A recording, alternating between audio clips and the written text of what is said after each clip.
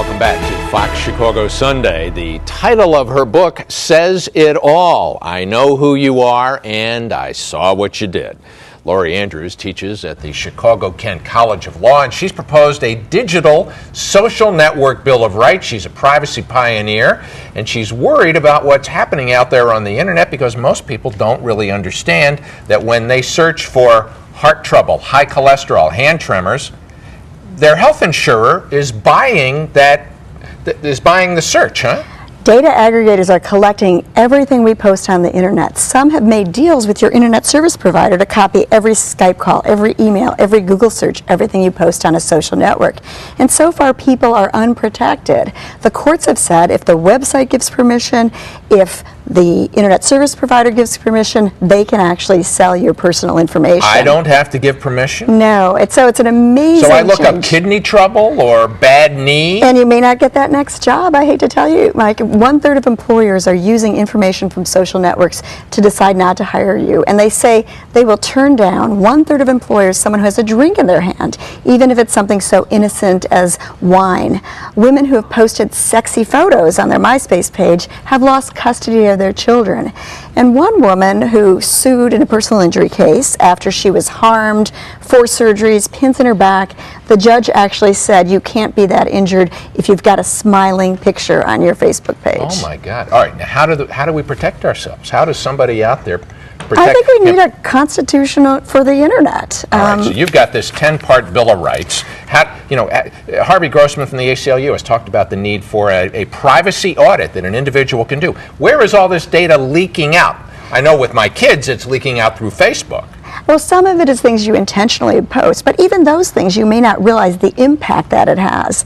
One poor guy in a divorce case actually said he liked on his Facebook page a certain story where a judge was harmed. Well, the judge didn't take kindly to that, and he ended up arrested.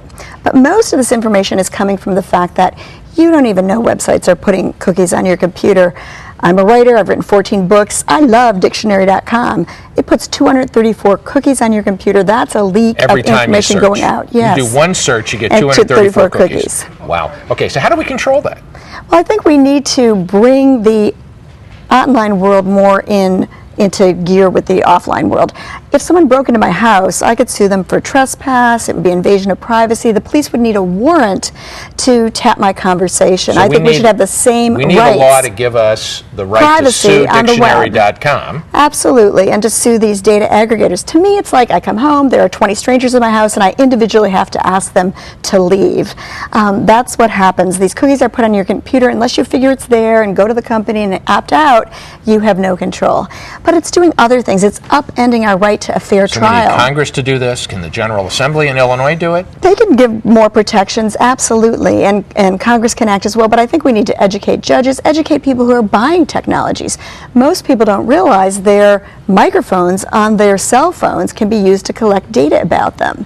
There are some apps that, there's an app called Into Now. So if I'm watching your show, it can tell from your sound in the background what I'm watching, and I can be put on a group, oh, we love Mike, or I can buy the products like your yellow tie that I see.